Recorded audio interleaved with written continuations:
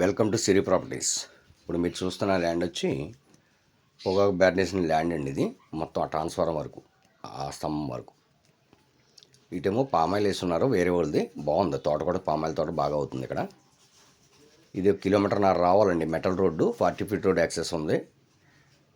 కార్లు వెళ్ళొచ్చు any time. 360 days కూడా మనం ల్యాండ్లోకి వెళ్ళడానికి ఇబ్బంది లేదు. రోడ్ యాక్సెస్ అవి వెనకాల కనబడుతున్న తాడి చెట్లు కానీ చాలా అద్దేసుకుని అలా వచ్చి మీకు ఈ ట్రాన్స్ఫారం వరకు, ఆ ట్రాన్స్ఫారం బోరు, ఈ ఇతలో ఉన్నది ఇంకో ట్రాన్స్ఫారం బోరు. 2 బోర్లు ఉన్నాయి.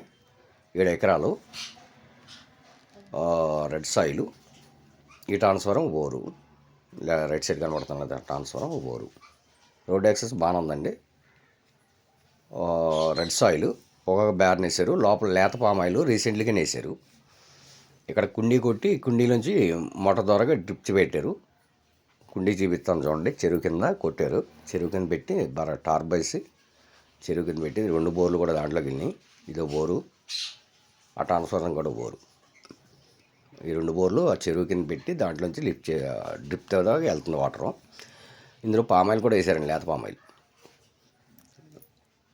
ఆ స్తంభాలు కనబడుతున్నాయి కదా, ఆ స్తంభం లైన్ పోలు కరెంట్ స్తంభం కానించి ఇంకా అలాగ డైరెక్ట్ అద్దు బాగానే ఉంటుందండి. ఇది చెరువు కొట్టి ఇందులో చేశారు. 7 ఎకరాలు. ఇది ఈస్ట్ గోదావరి, గోపాలపురం నుండి యాదవలు వెళ్తుంటే వాదరకుంటని విలేజ్ వస్తుంది. ఎకరా కాస్ట్ వచ్చేసరికి 42 lakhs ఫైనల్.